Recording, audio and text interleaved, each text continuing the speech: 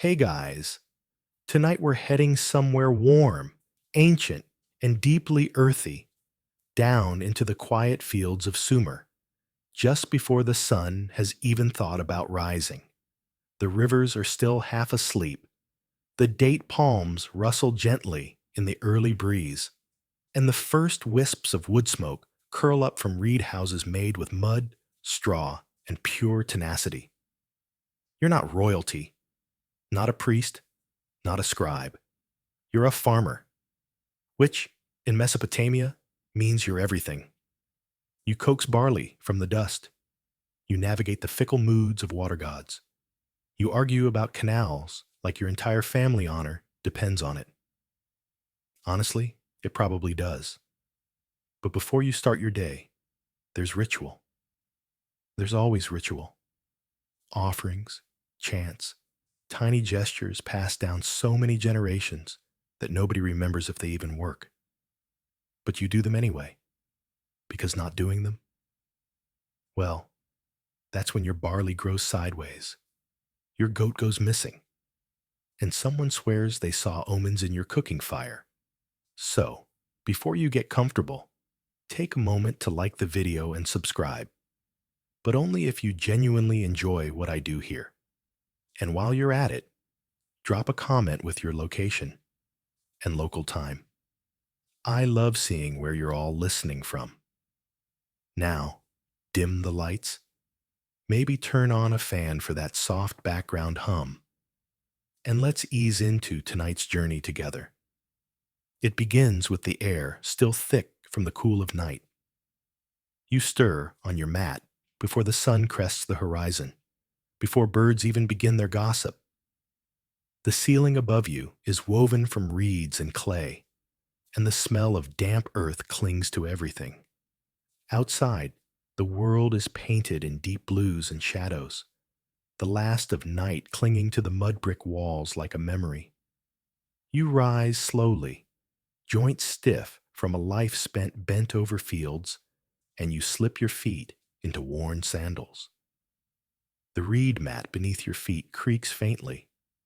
No one else is awake yet, not even the goats that make their usual fuss just past the fence.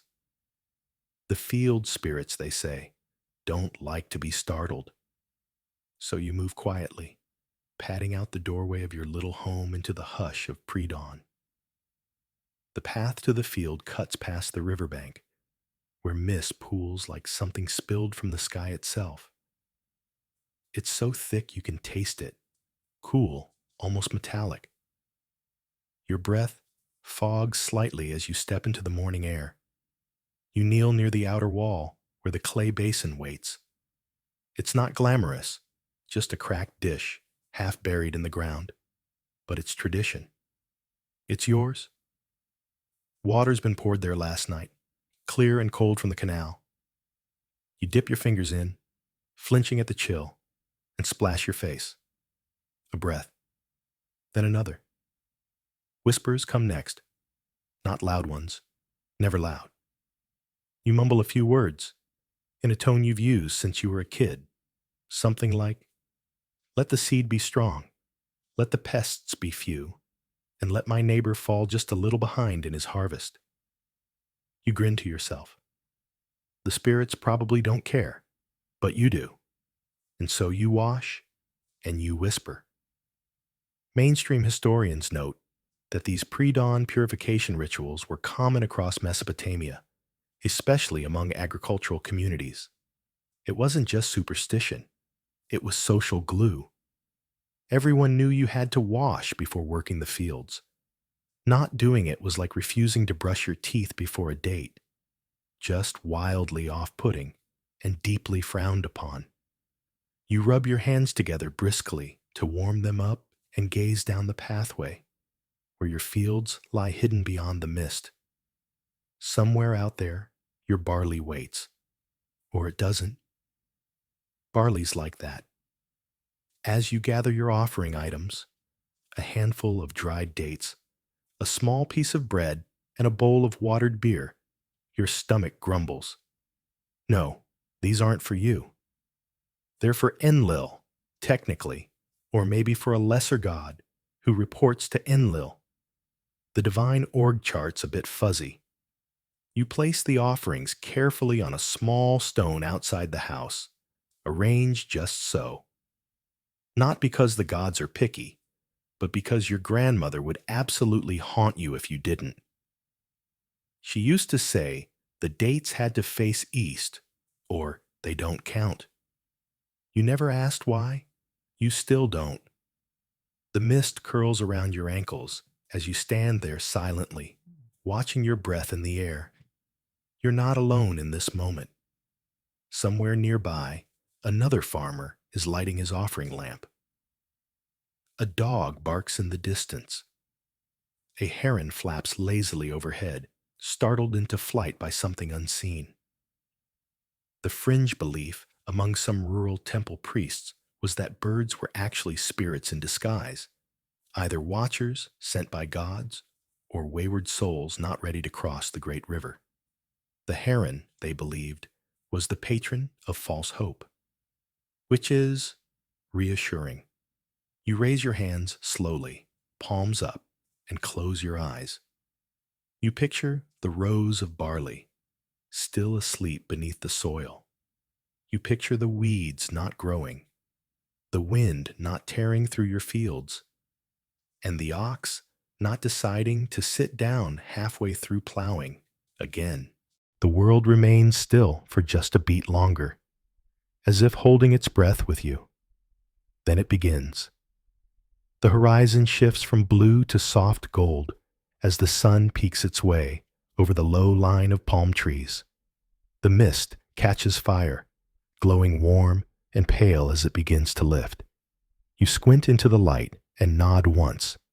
The ritual is done. The day has begun. Your hands still smell faintly of barley husks and wet clay as you step away from the offering stone. The field spirits have been acknowledged. The gods appeased. Your neighbor probably forgot again. And so, with the sky warming above and your sandals already gathering dust, you set off down the narrow path toward another day of coaxing green life from brown dirt, of rituals and sweat, of small victories and quiet prayers whispered into the wind. The cold basin is behind you now, but the chill it left on your hands seems to linger as you shuffle along the path leading toward your field. The earth is damp underfoot, cool from the night air, and every step sends a little crunch through the dry reeds scattered across the path. The sky is shifting fast now, from indigo to lavender to the gentle blush of morning gold. You arrive at the outer wall of your field, a low arrangement of sun-baked mud bricks, more ceremonial than defensive. Let's be honest, if a goat wants in, a goat gets in. But these walls mark the boundary between the world of people and the domain of growth and spirits and slow miracles. This is where your real work begins. First things first, you need to be clean, spiritually speaking. Physically clean? That ship sailed a long time ago.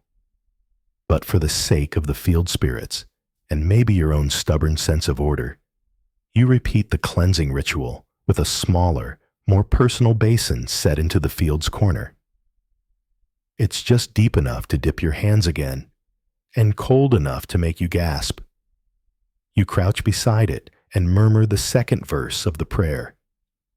It's the less formal one, sort of a morning coffee chat with the divine. You thank the spirits for not turning your barley into mud and politely suggest they keep up the good work. You might also ask that today's water doesn't mysteriously vanish into your neighbor's ditch like last week. Again, you're not naming names, but you are staring meaningfully at the northern canal. This isn't just spiritual housekeeping. Ancient Mesopotamian farmers believed that fields carried memory, that what you said or did near them lingered in the crops. Not enough to get you smote, perhaps, but enough to sour a harvest. Washing your hands and offering a whisper of goodwill was both etiquette and insurance policy. The ritual ends with a soft splash and the drying of your hands on a woven cloth that smells faintly of cedar and sun. You pause there for a moment, listening. The field doesn't answer, of course, but the wind does pick up a little, enough to rattle the reeds and toss your hair. A coincidence, sure. But after a while out here, you start treating coincidence like it's making eye contact. Then you stand. Your knees protest as always. The horizon is brightening quickly now, the kind of light that makes everything look more awake than you feel. The reeds sway like sleepy sentinels, and somewhere to your left, a small frog makes the world's most dramatic splash for something that weighs maybe half a fig. You cross the field perimeter and begin walking the furrows. They're shallow still, more guideline than trench, but they'll deepen soon when the oxen come through.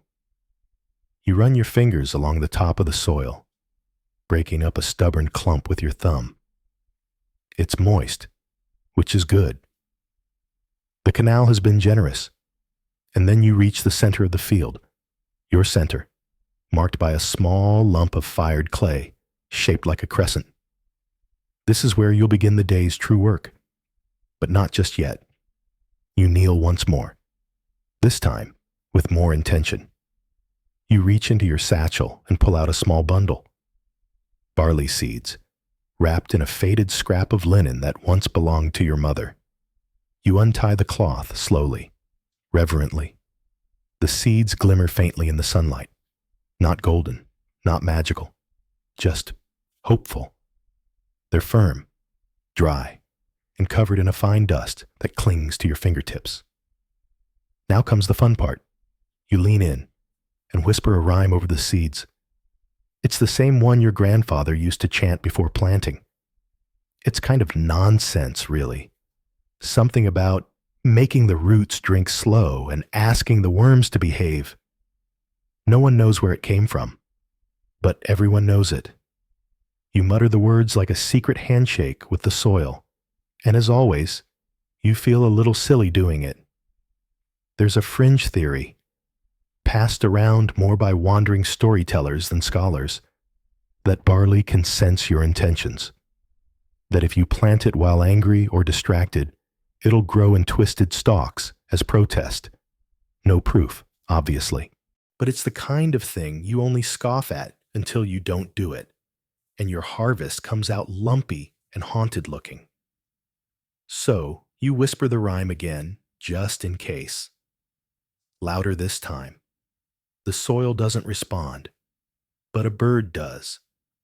One of those big, grumpy-looking crows that's either a very dumb god or just here for the snack opportunities. It lands on the wall nearby and eyes your barley seeds like it's trying to figure out the recipe. You toss a pebble gently in its direction. It doesn't budge, just tilts its head like, "You done with the chant yet?" Or you roll your eyes and tuck the barley back into your satchel. The planting isn't for a few hours, once the soil's warmed a bit more. But the ritual, that little quiet moment of word and seed, is complete. You feel better, centered, less like a guy wearing the same tunic for 3 days straight, and more like a guardian of the earth's ancient clockwork. As you walk toward the irrigation canal, the crow follows at a casual pace. You name it, quietly, under your breath. Something inappropriate. It feels right. Your neighbor appears on the far ridge, rubbing sleep from his eyes and staring directly at your field. You wave, politely. He waves back, less politely. There's a silent war between you two about the canal split, and it's currently in ceasefire. But you know that if he gets to the reed, plug first, the morning flow is his. You pick up the pace. The irrigation canal is still quiet, trickling lazily through the reeds like a half-hearted promise. It snakes through the landscape with the kind of arrogance only water can pull off, going wherever it pleases, soaking what it wants, ignoring geometry altogether. You reach the edge of your field just as your neighbor is making his slow descent toward the same stream, a bundle of tools bouncing against his back. You pretend not to notice. He pretends harder. There's a reed plug nestled at the fork in the canal, a simple bundle tied with rope, jammed into the divide to direct flow between his plot and yours. Whichever side it's pulled from first gets the stronger stream. This is Mesopotamian diplomacy at its purest. Small, muddy, and quietly cutthroat. You reach it first, not by much, but enough to assert moral superiority for the day. You don't gloat. You don't have to. Instead, you crouch beside the canal and pull the reed bundle gently from the channel, letting the water gurgle and rush toward your irrigation gate with a delighted little splash. The sound is comforting, like your field just took a sip of cool morning nectar. You lean back on your heels, watching the stream widen into its pre-dug furrows, snaking its way into the sleeping soil.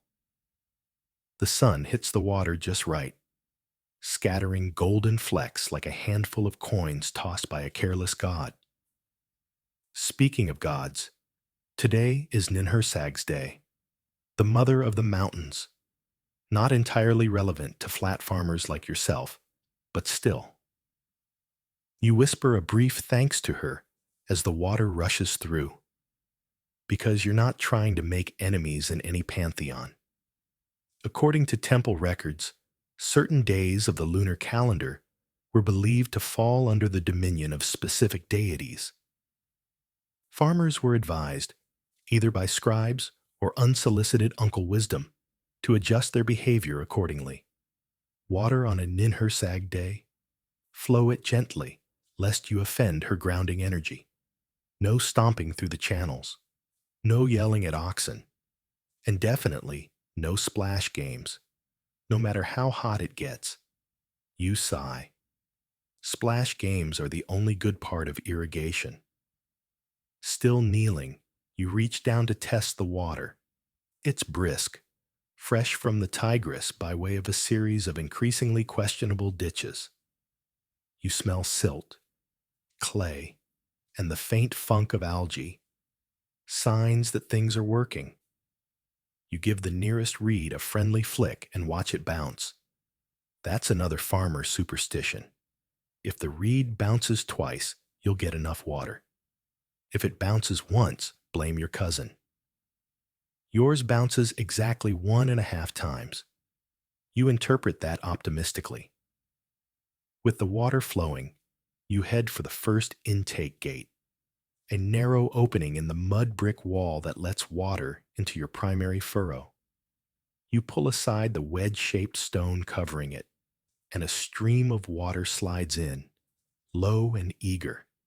It begins its journey through the furrows you etched last week, twisting and branching, feeding rows that still look more like sleepy dreams than active crops. This is where the real ritual begins. You grab the wooden hoe from the stone post nearby and begin walking the line, poking at the soil, guiding the water like a sleepy conductor in a symphony of mud. You nudge debris aside, break apart clumps, dig a little here, block a trickle there. It's not glamorous work, but it's sacred in its own way. A conversation between human and earth. Historians still argue whether the Mesopotamian ziggurats served as religious centers or ancient observatories. But no one argues about canals. They were the beating heart of the land, and farmers like you were its pulse. A toad leaps across your path, nearly making you drop your hoe. It lands, waits, then croaks once like it meant to do that all along. You blink at it. It blinks back. There's an old belief that toads carry messages from Enki, god of water and wisdom. You consider asking it for the week's weather forecast, but decide not to tempt fate or amphibian sarcasm. The morning sun is climbing now, and with it, the temperature. The water begins to steam, faintly where it pools. Your tunic sticks to your back, and your sandals are already filled with a heroic amount of mud. You pause to wipe your face with a square of linen that does not smell like cedar anymore. Another fringe belief floats through your memory that the first 10 minutes of irrigation carry the spirit of the harvest, that how the water feels at the beginning determines how your grain will feel at the end. Silky water, full heads of barley. Gritty flow, expect weevils. You try not to overthink it. You're already half convinced the crow from earlier is judging you again. You check on the central channel one more time. It's flowing steadily, curving through the field like a lazy serpent. The sound is deeply satisfying, the kind of slow rush that could put you to sleep if you weren't actively trying to hurt it. Your neighbor waves again, more honestly this time. He's opened his own gate and is coaxing a sluggish stream across his field with the same resigned intensity you just employed. The rivalry resumes tomorrow.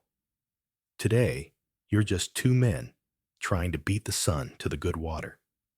With the flow settled, you kneel once more beside the intake gate and give a final offering, a splash of watered beer poured slowly into the channel. It clouds the water for a second, then vanishes. A gesture, a small thank you, not for the gods this time, for the water itself. Because some mornings, it's easy to forget that you don't control the flow. You negotiate with it. You whisper to it. And if you're very lucky, it listens. You leave the irrigation to do its quiet work and start walking the length of the field, eyes squinting against the sun as it climbs with unnecessary enthusiasm. The soil's glistening now in patches, tiny mirrors scattered across the furrows, and you try to step carefully to avoid ruining what's still too soft to walk on and too firm to ignore. This is a dance you've done every season, the step and sway of field inspection. You pass by the same crooked patch of ground that still refuses to stay level, no matter how many times you've stomped on it, sworn at it, or pleaded with it like a stubborn mule. You give it a light pat with your hoe, as if that might somehow encourage it. It won't. But it feels satisfying. Kind of like telling a rock it's in your way and expecting it to feel bad. A little further on, you reach the edge of the planting line. That's where the real physical work will begin shortly. Hoeing, seeding, patting down rows like tucking in a blanket of grain. But for now, there's something else calling. The scare-off sticks. There are 4 of them, spaced roughly evenly along the field's edge.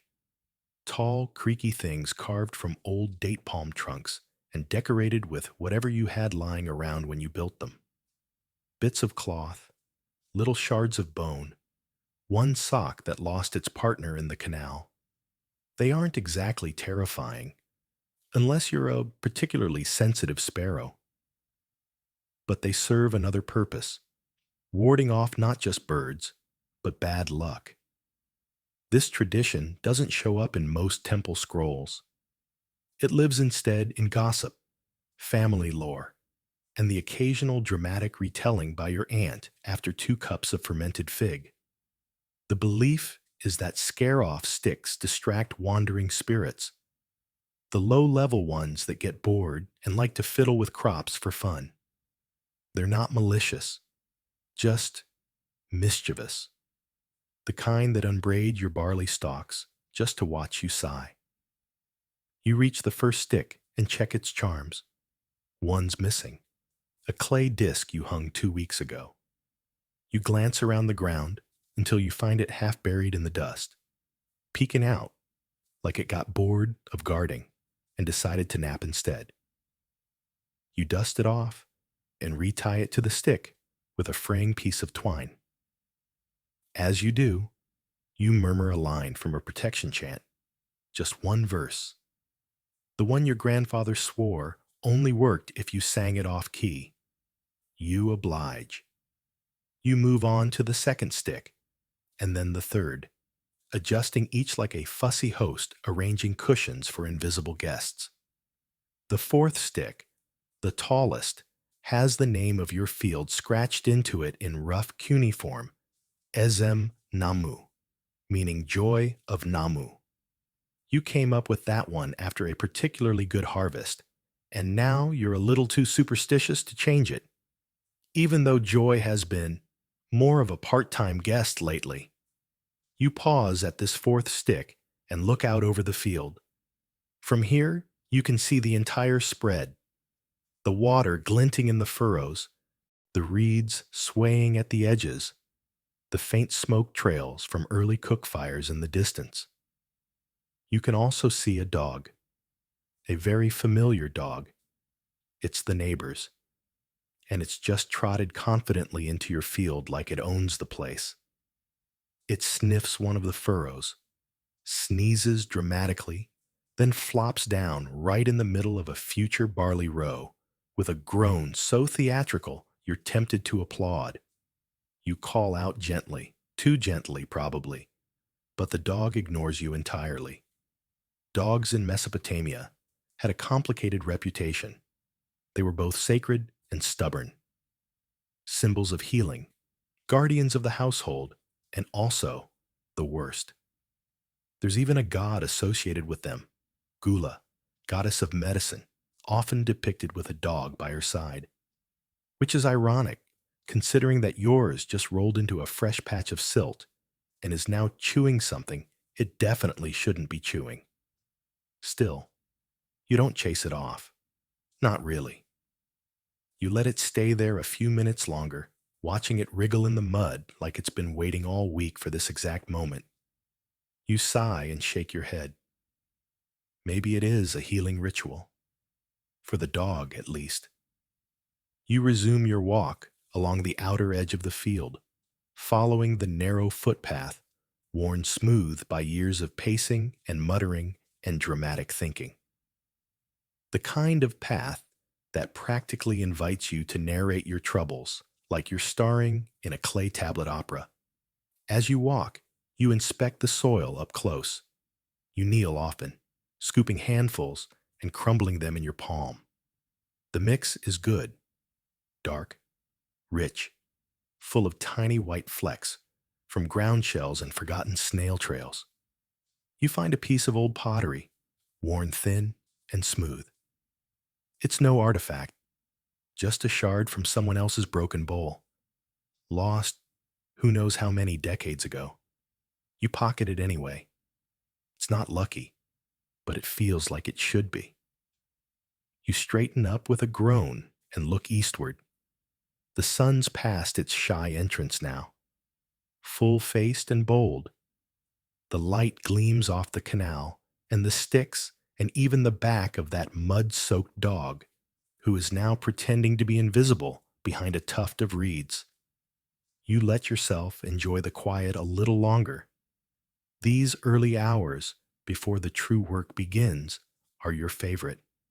There's a slowness here, a pace the world rarely remembers to keep. The city may be buzzing beyond the hills, the scribes sharpening their styluses, the priests prepping their incense. But out here, it's just you, the water, and the whispering soil. You turn back toward the center of the field, where the planting tools rest beside the satchel of barley seeds. There's a rhythm to return to now, a flow of motion, of ancient habit wrapped in dust and sweat, and occasionally crow-based judgment. But before you start, you stretch your arms wide Tilt your head back and shout, not a word, not a phrase, just a long, yawning sound that ends in a laugh. Because today, like every day in the cradle of civilization, is going to be exactly as absurd and beautiful as you make it. The barley satchel is heavier than you remember, which is either a good sign, more seed, more planting, or a bad one because your back's already started negotiating with your knees about who gets to complain first. You drag the bag to the first furrow and settle beside it, kneeling with the practiced creak of someone who's done this for too many seasons to count and too few to retire. The air smells like wet earth and dusted grain, and for a moment you just sit still, letting your hands sink into the bag. The barley is cool and dry, 1,000 little golden stones whispering against your palms. You scoop the first handful and begin. Your fingers spread the grain in a slow, practiced arc, watching it fall in a gentle shower across the dampened soil. Each toss is a rhythm, a soft flick of the wrist, a quiet promise to the ground. Here, something will grow, or at least try. The trick, as always, is spacing. Too close, and the stalks crowd each other like gossiping neighbors. Too far, and your yield turns into a bad joke. You aim for the middle, the Goldilocks zone of barley distribution. Now here's the real kicker. Barley was practically the king of Mesopotamian crops. It was currency, meal, beer, and bread, all wrapped in one miraculous stalk. Temples taxed it, scribes tracked it, and people toasted their weddings with it. Your barley might not end up in a royal granary, but it could be fermented into a very average ale. And honestly, that's just as noble. You shift your weight to the next furrow and keep going. Flick, toss, pat, flick, toss, pat. A sleepy rhythm takes hold. Birds call from the edge of the reeds. Somewhere behind you, the canal gurgles with contentment. Even the neighbor's dog has gone quiet, either finally asleep or plotting his next mud bath. Mid-furrow, your hand brushes something odd. You pause and dig gently. It's a small clay figure, shaped vaguely like a human with exaggerated eyes and a slightly smushed head. A child's offering, maybe. Or one of those fertility charms your cousin swears by, the kind you bury in a corner of your field for luck. You consider reburying it. Instead, you tuck it into your tunic pocket. Can't hurt, and maybe the little guy likes a change of scenery. You glance up at the sky. There's a phrase farmers use around here. If the clouds hang like lazy goats, expect a proud harvest. Today, the clouds are barely present. Just a few wisps loitering at the horizon, like they're waiting for something more interesting to happen. It could go either way. Weather in Mesopotamia is like your uncle's gambling habit, predictable only in its unpredictability. You finish one furrow, then the next. Knees aching, arms warming up, hands dusted with fine powdery dirt that sticks like a second skin. You pause to drink from your skin of water, which is mostly warm by now and tastes faintly of goat skin and last week's mint leaves. You don't mind. You just swish it and spit toward the reeds.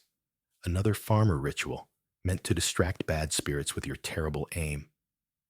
Then, a breeze. Subtle, cool, threaded with scent. It carries the smells of the river, of distant cooking fires, of palm bark and dust, and something sweet. You close your eyes, just for a moment, and let it wash over you. These are the kind of breezes old farmers say are messengers, not from gods. Those come with omens and fanfare, but from the land itself. Just a whisper, a reminder that it's still listening. Historians still argue whether early Mesopotamian seed rites were symbolic or strictly functional. You think it was both. Every seed is an offering. Every grain you scatter is a question. Will you grow? Will you feed us? Will you make us beer that doesn't taste like regret? You chuckle, startled by your own voice in the stillness. You work your way across the rows, careful not to crush the edges or lose your footing in the soft channels. Occasionally, a bird swoops in too low, eyes the grain with greedy confidence, then flutters away after you throw a small rock in its general direction. Not to hit it, just to negotiate. By the time you're halfway through the satchel, your fingers are cramping and your knees have moved from mild complaints to impolite sarcasm. You stretch, groaning like an old plank, and sit back to admire the field. It's subtle, but it's changing. The rows you've covered have a new texture, dappled and flecked, like someone sprinkled gold dust across the mud. You spot a beetle crawling up a stalk of grass near the border. A slow, deliberate thing, shining like bronze. You nod at it like you've both been given the same list of tasks and are just trying to survive the morning. Not everything you do here is efficient. Not everything needs to be. This land has been farmed longer than most cities have existed. Some parts of the process are tradition, some superstition, some just inherited muscle memory. Your grandfather once told you that planting barley was like sending letters to the future. You write them with your hands. The earth reads them when it's ready. You gather another handful of grain. Flick, toss, pat. There's a small dip in the soil ahead where the water doesn't quite reach. You dig it a little deeper with the heel of your hoe, letting the channel expand. The mud resists you for a moment, then gives way with a satisfying squelch. You smooth the furrow, toss a few extra seeds, and whisper, "You're welcome." You swear the soil whispers back. You don't mention that part to anyone. You're 3 furrows deeper into the barley rows, and the sun has officially entered its "you're going to need a second water skin" phase. It's not punishing, not yet, but it's bold, confident, the kind of heat that slinks into your tunic and settles between your shoulder blades like a smug house cat. You pause and shift your weight, letting the hoe rest against your knee. For a second, you just exist, still, breathing in that odd blend of fresh soil and sun-baked clay that only this corner of the world seems to know how to cook up. It smells like work, but it also smells like home. Behind you, the neighbor's dog, now thoroughly coated in canal mud, lets out a long guttural yawn that sounds like a lazy warning to the universe. You don't turn around. You just lift one hand and wave without looking. There's a grunt in response. You assume it's approval. Time to fertilize. Now. Fertilizer in ancient Mesopotamia didn't come in neat little sacks with smiling plant logos on them. It came from less charming origins: manure, rot, sometimes even crushed fish parts if you were close to the river and didn't mind the smell of regret for 2 weeks straight. Your pile today? Dried river silt, some composted straw, and a bit of goat leavings, the blessed trifecta. You scoop small handfuls, toss them with care, working them into the base of the rows. The mixture crumbles beautifully between your fingers, already half alive with microscopic promise. It's gritty and oddly warm. You murmur, thanks to the goats. Not because they understand, but because manners matter. Interestingly, not all fields were fertilized this way. Historians still argue whether Mesopotamian farmers used systematic crop rotation or just relied on the annual river floods to do the heavy lifting. Some say early temple records show precise agricultural planning. Others think it was just sheer stubborn trial and error across generations. Honestly, you're pretty sure it's both. You plan what you can and pray the rest doesn't go sideways. You think about last year's patch of lentils that gave up halfway through the season. You remember crouching there, staring at the stunted little plants as if they owed you an apology. They didn't, but you cursed at them anyway. Flick, sprinkle, pat. Flick, sprinkle, pat. The rhythm is slower than planting, but heavier. Each motion feels like sealing a pact, like you're leaning close to whisper into the earth's ear. Here's your breakfast. Now give me mine. As you move, you reach into the pouch at your hip and pull out a tiny wooden token, roughly carved, worn at the edges, probably a charm. You found it buried under the house years ago when you were still learning how to plant a row without stepping into it 5 seconds later. Your mother said it was a guardian spirit. Your father said it was just a piece of junk from someone clumsy and dead. You kept it anyway. Now it rides with you, tucked close during planting like a silent supervisor. You pause near the third to last furrow and sit down, knees stretched out, arms braced behind you. The satchel of barley is nearly empty, and that's good. It means you're almost through. You gaze across the rows, some freshly sown, some still waiting like unwrapped scrolls. To your left, a lizard darts out from beneath a cracked stone, freezes halfway across a clump of clay, and then sprints for the shade of your waterskin. You give it a slow nod. Fastest creature in the field today, and also the only one not sweating. You sip water again. Still warm, still goat skinny, still incredible. You let your thoughts drift just a little. This is the part of the morning when your brain tries to convince you it's poetic, that maybe you're not just a guy tossing seeds into dirt, but some kind of quiet artist. A brushstroke here, a scatter there, a masterpiece in barley and sweat. Then a fly lands directly on your eyelid and ruins the moment. You swat it away without ceremony. You get back to your feet, slowly, like you're a building trying not to collapse, and return to the bag. The last handfuls are clumped together, slightly sticky from some moisture that found its way inside. You separate them carefully, whispering small apologies to the stickier seeds, like you're unbundling siblings who refuse to stop holding hands. Another scoop, another furrow. The final ones go faster. There's a kind of momentum now, the body taking over where the brain has wandered off. You stop thinking about planting. You just plant. Near the end of the row, your hand grazes something cool and hard beneath the dirt. Not a rock, flatter, smoother. You brush the soil away to reveal a broken piece of cuneiform tablet, the markings still faintly visible under the grime. This is the second one you found in 3 years.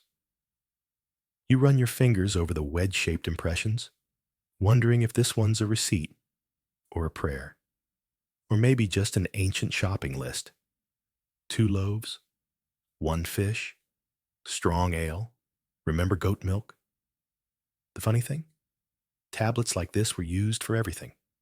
Land records, tax reports, crop inventories, even love letters. Though you're not sure how romantic wedge script is, you pocket the fragment and remind yourself to ask the temple scribe about it later. They love puzzles, especially ones that don't involve actual math. By the time you finish the final furrow, your back feels like it owes someone money, and your shoulders have begun a protest march. But the field? It's beautiful, sown, fertilized, whispered to. Every row holds a secret now, tucked just beneath the soil's sleepy skin. You rise, stretch, and let your arms hang heavy at your sides. You don't smile. Not quite. But your eyes soften in that slow way they do when the land is kind and the wind doesn't argue. The scare-off sticks stand tall in the morning haze. The canal glimmers like a trail of melted silver. And somewhere beyond the reeds, the first temple bell tolls faintly. You look down at your hands, dirty, cracked, barley dusted, and feel, maybe for the first time today, like a small but vital gear in something ancient and infinite. You exhale, time for the next task, but not just yet. You sit for a moment longer, cross-legged now at the edge of the last furrow, knees singing quiet lullabies of rebellion. The field lies before you, perfectly imperfect. Some rows crooked where your mind wandered, others so neat they almost look ceremonial. There's a sleepy pride in it, a quiet echo of something much older than yourself, something born in mud and whispered over grain.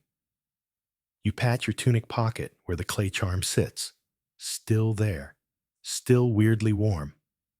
You tell yourself it's just the sun, but there's a part of you, some ancient, unruly fragment of thought, that wonders if it might be humming. With the barley planted and fertilized, it's time for a different kind of tending. The watch, the listening, the part where you don't control anything but show up anyway. Still, before you can surrender to that patient phase, you've got a small pilgrimage to make to the family shrine.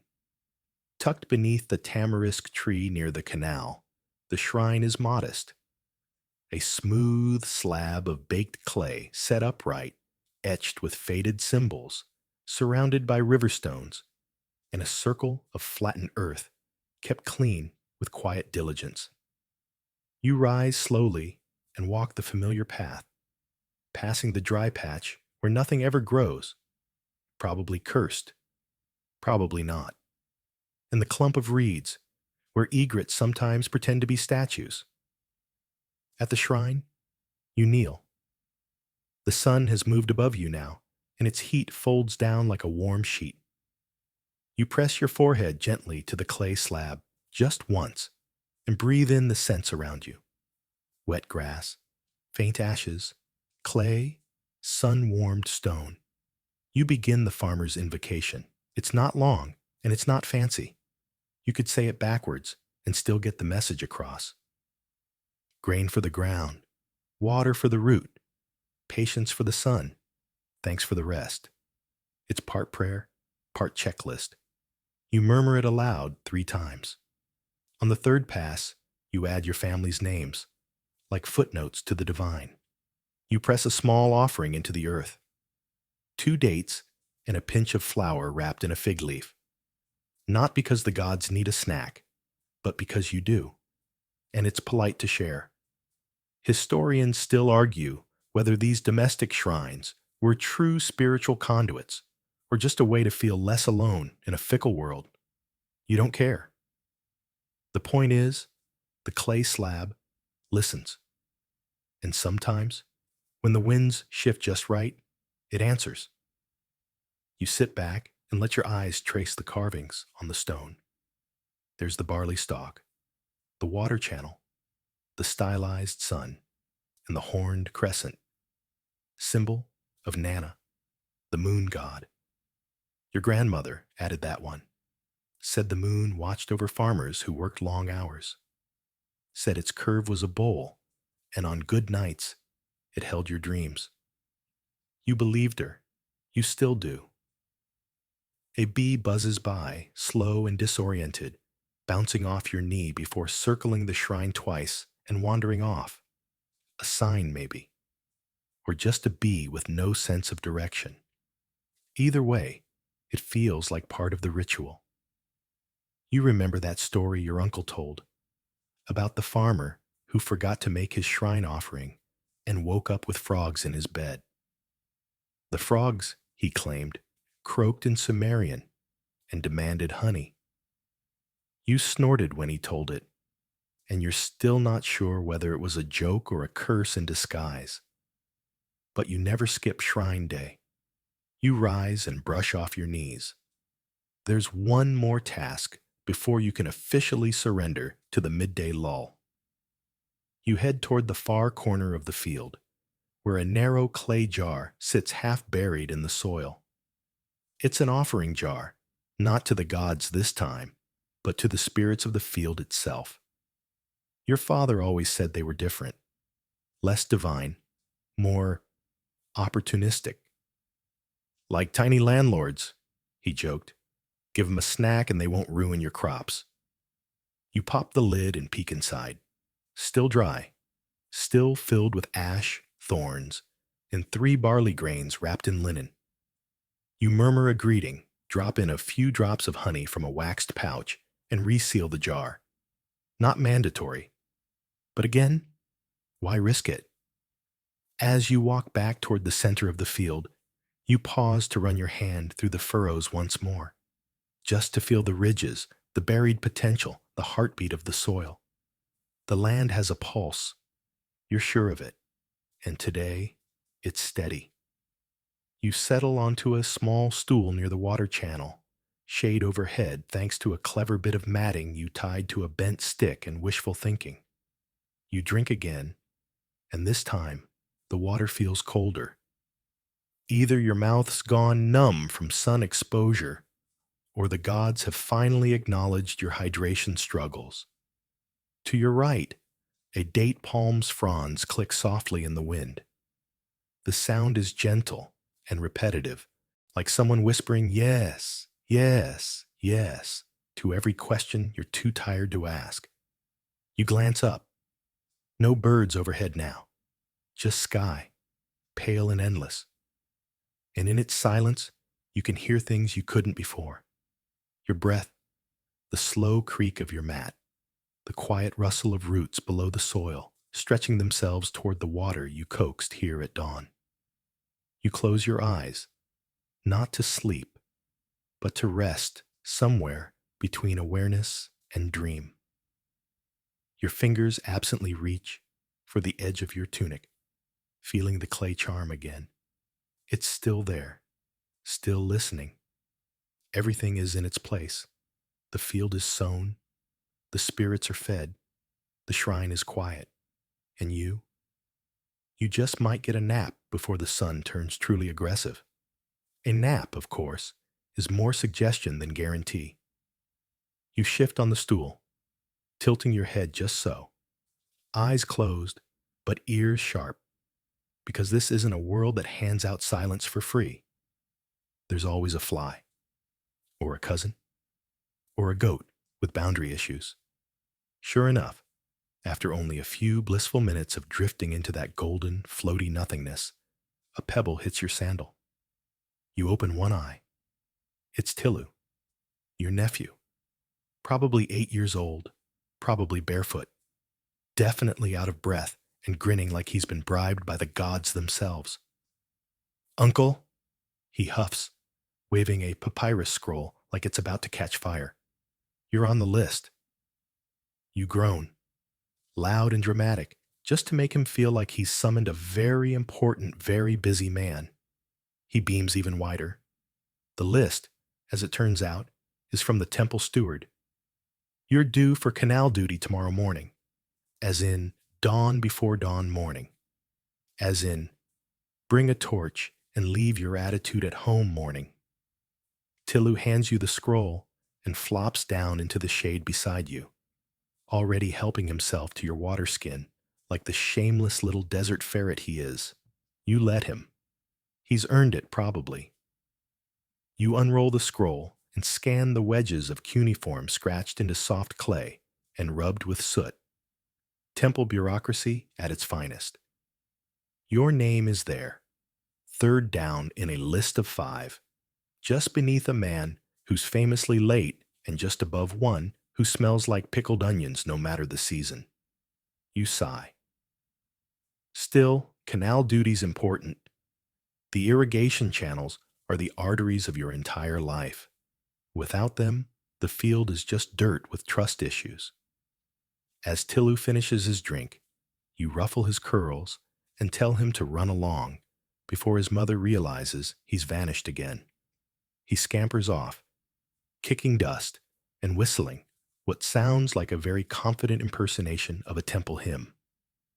You watch him go, then glance toward the canal. It's only a few strides away, narrow and gently flowing, its surface scattered with drifting petals from the wild mustard plants that grow nearby. You wander toward it.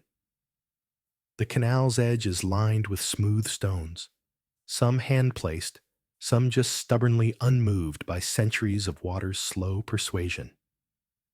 You kneel and trail your fingers through it, cool, calm, almost unaware of its own significance. Historians still argue about how centralized Mesopotamian irrigation really was. Some say the temples controlled every channel and turn, issuing water like divine ration cards.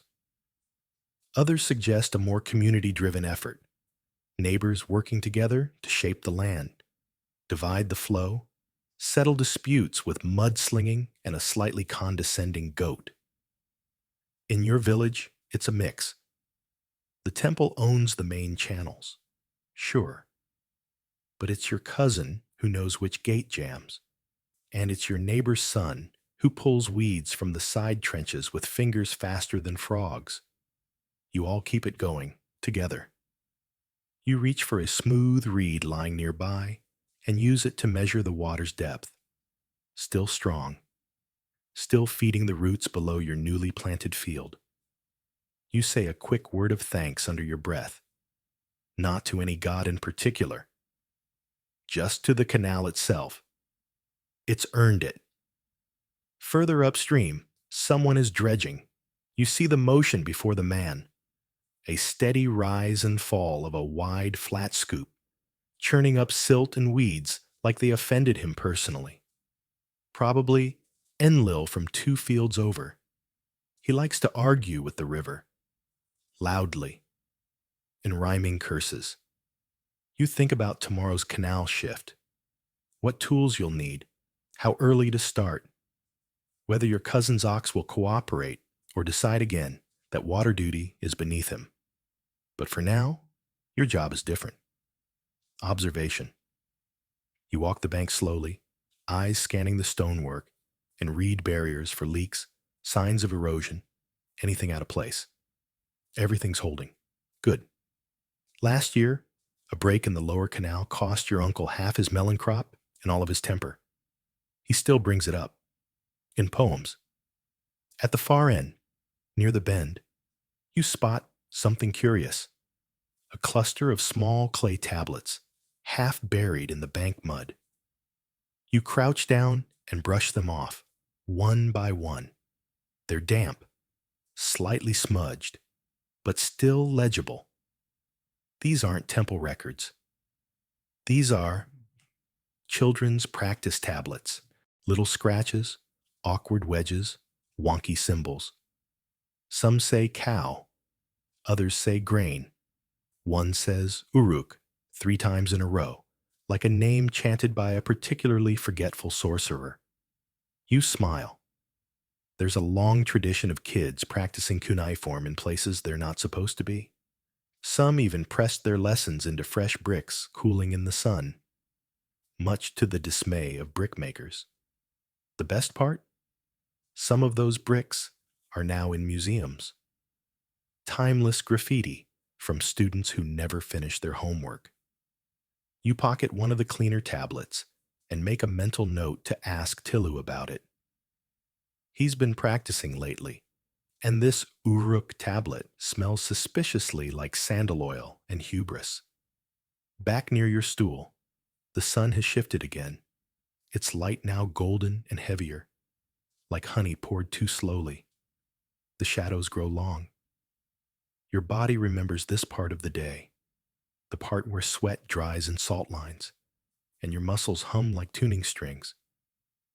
You settle again, this time on a reed mat beside the date palm, watching the way the canal catches the sky's reflection. It's like looking down and seeing the heavens doing their own farming. Your stomach grumbles softly. You reach into your satchel for a date, soft and sun-warmed, and bite down. Sweet, earthy, a little gritty. Probably dropped it earlier. Still, the taste is perfect. You rest your head against the trunk of the palm and sigh, long and low, like the land itself, letting out a breath. The barley is planted. The gods are acknowledged. The water still flows. And you are exactly where you're supposed to be. The sun sinks lower, painting the sky with soft strokes of rose and amber as you rise from your spot beneath the date palm. The warm hues wrap around you like a gentle cloak, coaxing a slow smile from your lips. Evening is coming, and with it, the calm that follows a day's work, soft, familiar, like a lullaby whispered by the river itself. You start toward the village, feet crunching on the cracked earth, carrying the weight of a long day that feels lighter somehow, as if the land itself has folded around you to share its quiet comfort. Along the way, your path passes the potter's workshop, a small, sun-baked hut where your neighbor shapes clay with practiced hands. The steady rhythm of her wheel is a soothing percussion in the cooling air, each turn coaxing life from the earth, much like your own work in the fields. You pause, watching the potter's fingers trace delicate designs into a vessel that will soon hold grain, water, or perhaps a humble offering to the gods. The ancient connection between maker and land feels unbroken here, a cycle of creation and care that stretches back through generations, whispered in every ripple of the river and every rustle of the palm fronds. As you continue, the scent of baked bread wafts from nearby ovens, mingling with the earthy aroma of fresh barley. The village is settling into evening, children's laughter bubbling faintly from courtyards, and distant prayers rising like smoke toward the stars. You feel the steady heartbeat of community, a quiet reassurance that you are part of something enduring and greater than yourself. Reaching your family's home, you find your mother tending the evening meal, her hands moving with practiced ease as she prepares a simple stew, rich with vegetables and herbs from the garden. The kitchen glows softly with the light of oil lamps, their flickering flames casting dancing shadows on mud brick walls. You sit beside her, grateful for the warmth and nourishment, and share stories of the day, the planting, the canal, the clay tablets discovered near the water. She listens with a smile, her eyes reflecting the flickering light and a deep, steady love. After dinner, you step outside once more, the night sky now a tapestry of stars stretching endlessly above the quiet land. You breathe in the cool air, the fragrance of date palms and distant river reeds, mingling with the soft sounds of nocturnal life. You recall the old tales your grandfather told, stories of gods and heroes who walked these lands long ago. Their deeds etched not just in stone, but in the very soil beneath your feet. You feel their presence, not as distant myths, but as living threads woven into the fabric of your daily existence. Historians still debate the precise roles of many Mesopotamian deities and how their worship shaped everyday life. But here, beneath the vast sky, the gods feel close, like unseen guardians watching over your fields, your family, your future. You close your eyes briefly, allowing the peace of the night to settle deep within you. Tomorrow will bring its own challenges and rewards, but for now, you rest, held gently by the rhythms of the land and the enduring spirit of the ancient world you call home. The night deepens, cool and soft, wrapping around the village like a protective shroud. You find your way to the roof, that familiar patchwork of reeds and baked clay that has borne the weight of countless stars. You settle down, the rough surface grounding you, your body heavy and content after the day's labor. The air is rich with the scent of the tigress flowing nearby, a steady whisper that seems to carry the memories of 1,000 dawns. You watch the constellation slowly wheel overhead, Orion's belt, perhaps, or the Great Twins, ancient patterns traced in light, guiding farmers and sailors alike. You remember what your grandfather once said, his voice low and conspiratorial. The ziggurat wasn't just a temple. Some say it was a giant ladder for the gods to climb down to us, or maybe even a celestial observatory to read the stars' secrets. Historians still argue whether this was true or just poetic fancy, but it doesn't matter to you tonight. The sky itself feels like a canvas of infinite possibility. Your fingers trace the clay charm tucked inside your tunic, its weight a reminder of your morning rituals, the prayers whispered to the soil and water. You think about the barley, the canal, the small shrines, and the simple offerings that tie you to this ancient land, to generations of farmers who woke with the same sun, touched the same earth, and dreamed beneath these same stars. The village sleeps below, quiet except for the occasional murmur of a night creature, or the distant laughter of a child dreaming. You let your breath slow, matching the gentle pulse of the night. Tomorrow, you'll rise early again, ready to tend the fields, to honor the gods in your humble way, to listen to the land's soft stories. But for now, you let the world slip away, surrendering to the calm embrace of night. You are part of something timeless, a whispered promise between earth and sky, between past and present. And as you close your eyes, the stars above seem to wink, as if sharing a secret only the quiet and the patient can hear. End of script. Sweet dreams.